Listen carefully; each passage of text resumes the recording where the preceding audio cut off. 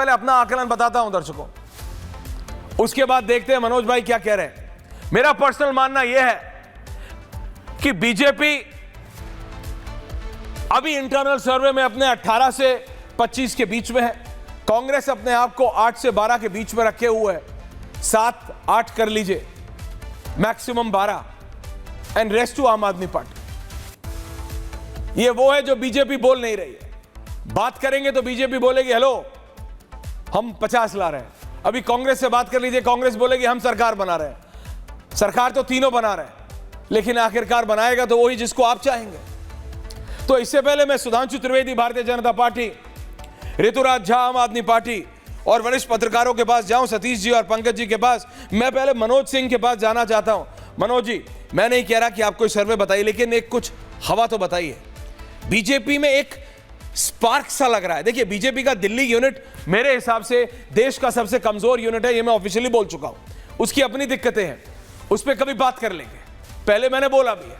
लेकिन इस बार कोई स्पार्क लग रहा है, कुछ ऐसा लग रहा है कि कुछ उन्होंने सेंस कर लिया है कि सतह पे अरविंद केजरीवाल के खिलाफ कुछ एंटी इनकम्बेंसी है या बीजेपी हवा बना रही है। सिंह साहब, देखिए ऐश्वर्या जी, सबसे बड़ी बात है कि बीजेपी अभी जो सबसे ज्यादा गेन होते हुए इसलिए दिख रही है कि वो सबसे ज्यादा कितना ज्यादा, देखिए 25 तक उनकी सीटें जाती हुए दिख रही है। लेकिन एक चीज देखिए, सच में आप भी 25 बोल रहे हैं क्या? एकदम 25 बोल रहा हूं। और दूसरी बात आपको बता दूं कि ये चीजें बढ़ते हुए नजर इसलिए आएगी कि आज के तारीख में योगी आदित्यनाथ, बढ़ते मतलब कितना? अभी ये तो आज के प्रचार के बाद दिखेगा ना कि बटेंगे तो कटेंगे कितना। बाबा आएंगे तो भैया 5 सीट तो लेके जाएंगे कम से कम। ये सारी चीजें हैं, ये सब। और दूसरी बात है कि जैसे आप संभावना व्यक्त कर रहे थे कि कांग्रेस का अपना इंटरनल सर्वे बता रहा है कि 8 से 12 सीट लाएंगे। यदि ये इंटरनल सर्वे सही है तो मैं आपको बता देता हूं कि आम आदमी पार्टी 20 से 25 सीटों पर सिमट जाएगी। ऋतुराज झा आम आदमी पार्टी के मेरे साथ है, सतीश के सिंह है, पंकज शर्मा है, सुधांशु त्रिवेदी है, कहना है एवरीवन ऑन है। लेकिन पहले मैं जरा ऋतुराज झा और मनोज सिंह जी के बीच बात कराना चाह रहा हूं। ऋतुराज झा, कांग्रेस कह रही है हम 12 ला रहे हैं, मनोज सिंह बैठे वो कह रहे भाई बीजेपी अपने आप को कह रही है कि 20-25। मैं मानता हूं 18-20 is a realistic figure BJP के लिए, पर अगर कहीं कांग्रेस 10-12 ले आती है तो ऋतुराज झा आप कहां जाएंगे? आम आदमी पार्टी कहां बचेगी? आप बनाते बनाते भी रुक जाएंगे, आप हाफ वे मार्क से छोटा पड़ जाएंगे। और अगर ऐसा हुआ तो क्या आप और संदीप दीक्षित, क्या अरविंद केजरीवाल और संदीप दीक्षित एक साथ फिर सरकार बनाएंगे बीजेपी को बाहर रखने के लिए? सुधांशु त्रिवेदी ऑल्सो।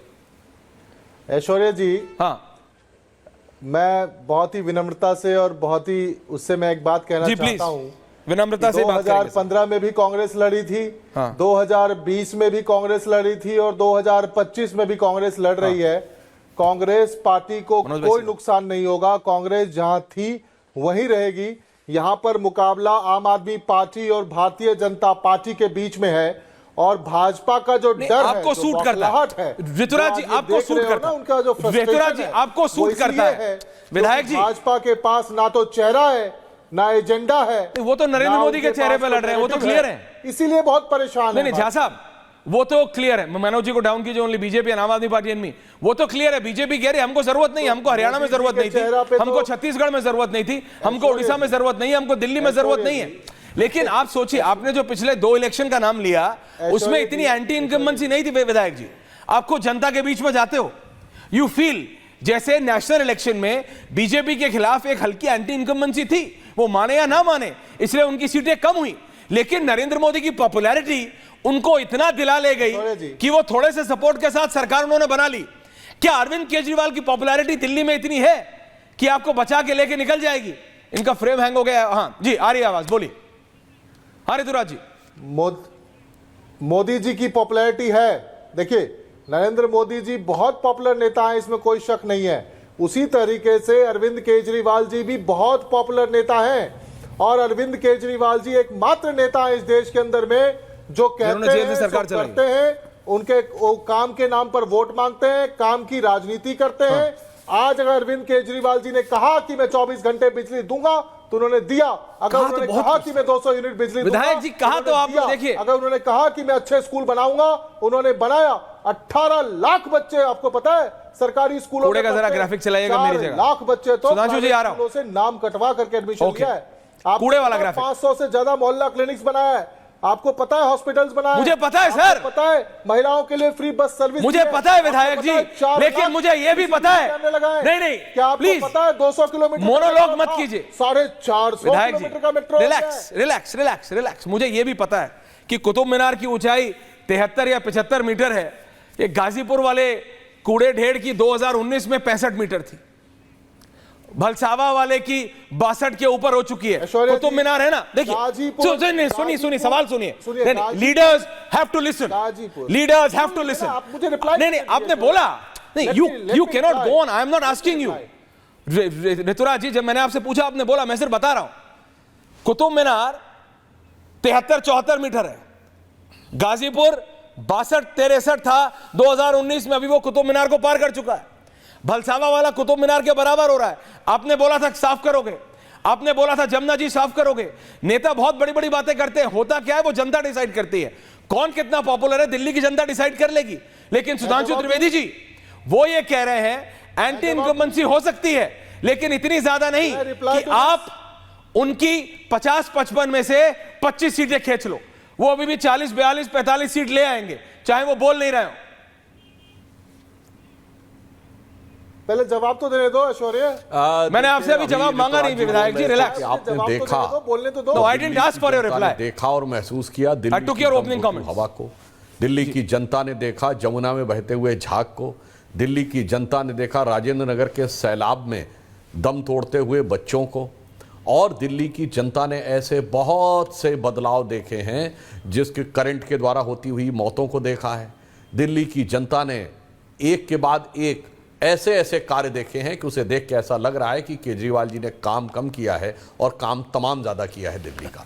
इसीलिए आपने करने नहीं दिया, वो कहते हैं तरीके से स्पष्ट है। और दिल्ली की जनता ने यह भी देखा है कि कट्टर ईमानदार का स्वघोषित तमगा लगाकर आने वाले लोग कौन कौन से आरोपों में नहीं हैं। हवाला से लेकर मंत्री लोग, घोटाला से लेकर जमीन पे वक्फ बोर्ड के जमीनों के घोटाले से लेकर माफियाओं से बात करने से लेके फर्जी डिग्री तक लेके इतने विविधतापूर्ण आपके ऊपर आरोप हैं भ्रष्टाचार के, जो मुझे लगता है भारत की राजनीति में आसानी से इतने कम समय में देखने को नहीं मिले होंगे जो आम आदमी पार्टी को देखने को मिले।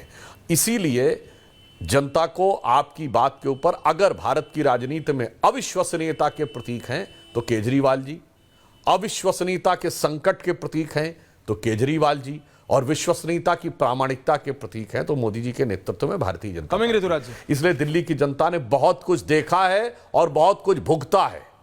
तो अब दिल्ली की जनता वो कहते हैं काम आपने नहीं करने दिया, केसेस आपने डेलिबरेटली उन पर लगाए। वो कहते हैं ईडी सीबीआई आपने यूज की, काम आपने नहीं करने दिया। पहले 3 साल एमसीडी आपके पास थी, अब 2 साल से इनके पास है। एलजी तो है ही आपके, काम आप कुछ करने नहीं देते। जो भी वो तो फ्री बिजली पानी देने निकले थे, शराब का बहाना या शराब का तमगा आपने उन पर जड़ दिया। ये सारे आरोप वो घुमा के आप पे लगा देते सुधांशु जी कि you are the main culprit, BJP is the main culprit. देखिए बड़ी मजेदार बात यह है, देखिए आम आदमी पार्टी का कितना विचित्र तर्क है। एक तरफ कहते हैं उन्हें काम नहीं करने दिया गया, फिर कहते हैं काम के नाम पे वोट मांगो। मेरे भाई साफ साफ तो बता दीजिए, अगर आप अपने काम के नाम पे वोट मांग रहे हैं इसका मतलब काम करने दिया गया तभी आप काम कर पा रहे हैं। और अगर आपको काम नहीं करने दिया गया तो आपने कौन सा काम किया है जो वोट। यही देखिए अपने को, यह वास्तविकता यह है कि किसी प्रकार का कोई हस्तक्षेप नहीं था। जहां पर इनकी असफलता रही वहां उसका ठीकरा दूसरे के ऊपर फोड़ना है। और बाकी सब बातों को मैं रिपीट नहीं कर रहा हूं, जो इनकी कथनी और करनी में जो अंतर था, जो अभी ऋतुराज जी कह रहे थे, जो कहते हैं वो करते हैं। अरे क्या क्या नहीं कहते हैं वो छोड़िए, वो बातें बहुत बार हो गई हैं कि राजनीति में नहीं आऊंगा, सारी संसद चोर है, कांग्रेस से समर्थन नहीं लूंगा, गाड़ी नहीं लूंगा, बंगला नहीं लूंगा, सिक्योरिटी नहीं लूंगा, वगैरह वगैरह वगैरह। वो तो सब पूरी देश को पता है। इसीलिए मैंने आपसे कहा है कि हमने बिल्कुल ईमानदारी से काम करने दिया। और मैं एक और बात पूछना चाहता हूं, ये आप कहते हैं कि दिल्ली में तो आपकी पूरी सरकार नहीं है तो आप लोकपाल नहीं ला पाए, जन लोकपाल वाली पार्टी है ना, तो पंजाब में क्यों नहीं आया है? पंजाब में तो कोई समस्या नहीं, पंजाब में तो से जवाब ले लेते हैं। मतलब सिद्धू मूसेवाला के मर्डर से लेकर पूर्व उप मुख्यमंत्री सुखबीर सिंह बादल जी के ऊपर पवित्र स्वर्ण मंदिर के गेट पर गोली चलने से लेकर जो पंजाब में आतंकवाद के दौर में नहीं हुआ, भयंकर दौरों में नहीं हुआ कि पुलिस के कार्यालय पे छापा मारकर लोग छुड़वा ले जाएं और पुलिस को मजबूरन में छोड़ना पड़ जाए, वो दिन देखने को मिले हैं। और पंजाब में इन्वेस्टमेंट घटकर 2021-22 में जो 23 और 23.5 हजार करोड़ रुपए का आ रहा था, इस साल का जो 2022-23 का डाटा है, 23-24 का भी डाटा नहीं आया है, वो 3,500 करोड़ पे आ गया। यानी इतना ज्यादा डाउनफॉल आके पंजाब में देखा है। और सिक्योरिटी का आलम यह है कि कैप्टन अमरिंदर से 2 गुना बड़ा फ्लीट है भगवंत सिंह मान का। मैं ये नहीं कहता कि पंजाब के मुख्यमंत्री की सिक्योरिटी की जरूरत नहीं, बिल्कुल जरूरत है। पंजाब के मुख्यमंत्री को अन्य राज्यों से थोड़ा ज्यादा ही सिक्योरिटी की जरूरत है, मगर साहब ऐसी कौन सी स्थिति हो गई कि अमरिंदर सिंह जी से 2 गुनी सिक्योरिटी की जरूरत है? फिर आप कह रहे हैं कि साहब वहां तो सब कुछ आपके हाथ में है ना। तो विधायक जी जवाब दे रहे हैं सांसद महोदय। अब तक